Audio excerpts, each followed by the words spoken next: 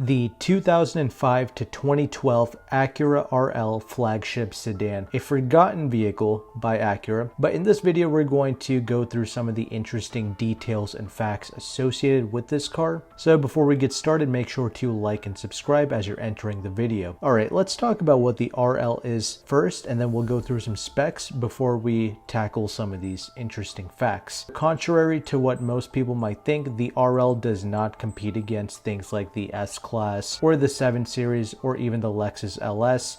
It's more of a mid-size luxury sedan, so it competes with the 5 Series, the E-Class, the GS Lexus, things like that. But what made the 05 RL stand out when this was fully redesigned is the fact that it offered a ton of standard features, well, better features, quite frankly, compared to the competition, as well as pretty much the most amount of horsepower at the time. So now that you know what the RL is supposed to compete against, now let's go through some of the facts. All right, we have here a 3.5 liter V6 naturally aspirated engine producing 300 horsepower and 260 pounds-feet of torque. This is 33% more horsepower than the previous generation RL that it replaces, and 12% more torque. We also have here an all-new 5-speed automatic transmission, which replaces the old 4-speed automatic. We have a double wishbone suspension up front and a multi-link rear suspension.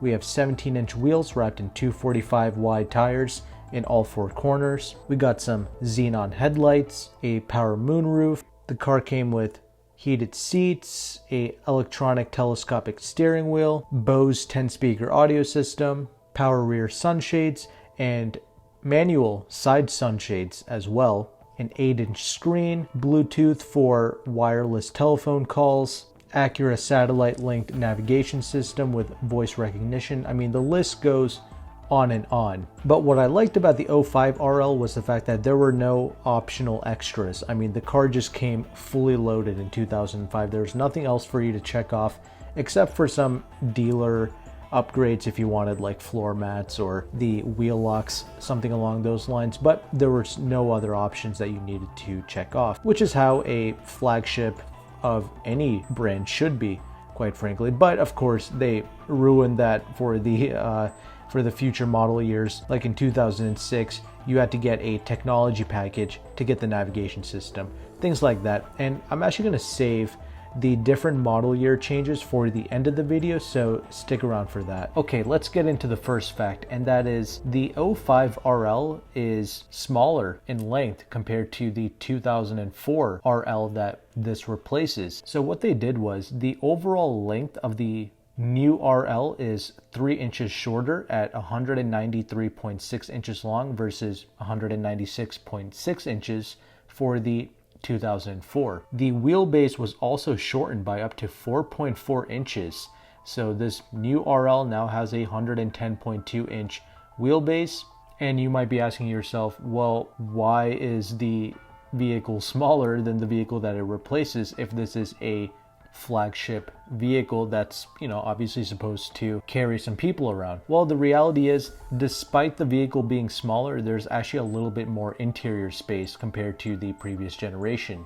So you don't have to worry that this is a smaller vehicle from the outside. Now, the width of this car has increased by about 1.1 inches, and the height has also gone up by about 2.6 inches. So I just thought it was interesting that they made the car smaller, but I like the fact that there is actually more interior space. And despite these smaller dimensions, it's still in line with the mid-size vehicles that it's trying to compete against, like the 5 Series, E-Class, etc. Now, another thing to note is the curb weight of the 2005 RL has gone up by about 91 pounds over the previous generation, but that's not bad considering the fact that super handling all-wheel drive is standard with the 05 RL. So the total curb weight of the 2005 Acura RL is 3,984 pounds, and that does make it the heaviest vehicle in the category that it's trying to compete against. But once again, that's mostly because some of the vehicles like the 5 Series, the Lexus GS at the time, they did not come with all-wheel drive. They were only rear-wheel drive. So when you look at it that way, with the all-wheel drive, the weight figure is quite impressive. And that leads me to the next interesting fact, and that's got to do with some of the lightweight measures that were taken with the all-new RL. Acura utilized an aluminum hood, aluminum fenders, and aluminum trunk lid. We also had the front and rear subframes made from aluminum, as well as the suspension arms and the bumper beam. So all of those aluminum components help to reduce the vehicle's weight by about 40 pounds, as opposed to Acura using steel. So that's what all of those little components saved, is 40 pounds compared to steel components. This car also had a carbon fiber reinforced composite drive shaft. Okay, the next fact I want to get into is the aerodynamics. The 05 RL had a coefficient of drag of 0.29, which is rather impressive for its time. That led to lower wind noise, improved fuel economy, and increased performance, as well as enhanced stability on the highway. So regarding aerodynamics, one of the interesting facts is the 2005 Acura RL is the first car in the world to have a totally flush side glass where it meets with the B pillars. Normally there would be a gap of 5 millimeters between the side glass and the B pillar, but on the 05 RL, the window guide is on the glass instead of the window frame. Because this is the first car in the world to achieve this, I just thought I would let you know about it. And this is all to reduce wind noise and provide a cleaner, higher quality appearance. Now, let's talk about some of the other measures Acura took to make this a quieter machine. And that's with active noise cancellation. This vehicle did indeed come with that technology. And it was designed to dramatically reduce low-frequency exhaust booming noises in the interior. This system is going to operate whenever the car is running, regardless of whether the Acura Bose audio system is turned on or off. The car has 2 microphones in the headliner, and these microphones are going to capture the low-end drivetrain frequencies entering the cabin, and then it's going to send a signal to the active noise cancellation unit. The unit is then going to create a precisely timed reverse phase audio signal that is sent to the amplifier. In total, the ANC results in a 10 decibel reduction in noise level. That's quite significant. Speaking of sound, the Acura RL came with a 10 speaker Bose audio system with a 6-disc CD changer, and this was a unit that had a total of 260 watts driving the 10-speaker system. And at the time, this was a very good, high-quality sound system. Many of the reviewers did like and appreciate it. Finally, the last interesting fact that I want to address with this RL is the fact that it had GPS-linked solar sensing dual zone automatic climate control.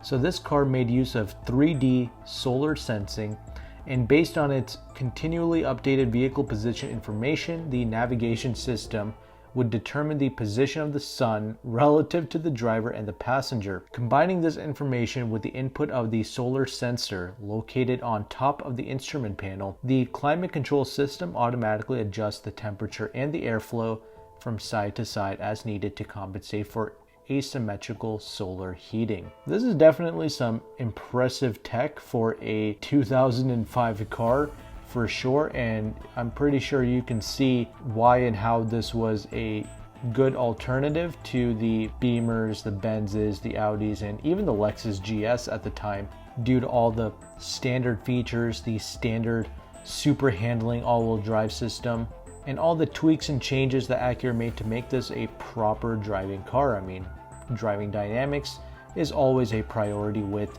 Acura products, and I personally really enjoy driving vehicles of this era, especially from Acura. And as promised, let's talk about some of the changes that occurred over the years. In 2006, we saw the addition of a technology package, and this included some new features like a collision mitigation braking system, adaptive cruise control, and the final feature is actually a set of Michelin Pax run flat tires. And for some of you shopping for this car in the used market, you might have noticed that in 06 that the power somehow dropped to 290 horsepower. Well, that was due to the SAE testing procedures, so the car didn't actually lose 10 horsepower. It's just the way that they read horsepower changed in 2006. The same thing happened to the Lexus LS 430 at the time, and literally every other car that was made. In 07, that's when they stopped offering the navigation system as a standard feature. It was now grouped in with the technology package, so you just had to get it with that. 08 didn't see any changes, but 2009 was a big year for the Acura RL. We now have here a totally different engine. We have a 3.7 liter V6 producing, well, 300 horsepower. And we also have more torque compared to the previous 3.5 liter V6 at 271 pounds-feet of torque. These aren't like unbelievably impressive numbers or gains, but regardless, it's one of the biggest highlights for 2009 is the new 3.7 liter V6. We also saw a revised suspension as well as a few new features. So if you're shopping, 09 is a big year. 2010 got you some standard USB and iPod interfaces. And finally, 2011 was the next massive update. So we got a 6-speed automatic transmission to replace that 5-speed, and this improved the fuel economy as well as the acceleration. We also have here a slightly updated exterior styling. Acura also added some extra sound insulation for a quieter ride, and there was also some available rear parking sensors and a more useful viewing angle for the optional backup camera. Alright, so with that 6-speed automatic transmission, the fuel economy went up by about 2 mpgs on the highway. The fuel economy is now rated to do like 17 city and 24 on the highway, and these are not great numbers admittedly for a sedan, but keep in mind it does weigh close to 4,000 pounds and it does have the super handling all-wheel drive system. And yes, for sure, with today's newest vehicles, a brand new full-size pickup truck will rival these fuel economy figures. So yeah, I know it's not that great on paper, but it is what it is. And the 0 to 60 times were all over the place. I mean, Car and Driver always has the most appealing 0 to 60 times somehow. I think they rated the RL at 6.5 seconds with the 5-speed transmission and the 3.7 liter V6 engine. And in 2011, I think they got the 0 to 60 time down to 6.1 seconds. So 0.4 seconds quicker than before. In 2012, the final model year, didn't see any changes at all. And that's basically the detailed coverage of the Acura RL from 05 to 2012. Let me know your thoughts. Let me know if you're an owner of this car and how it's held up for you, and if you would recommend this car in the used market. I'll have my next video on the end screen here, and I will see you there.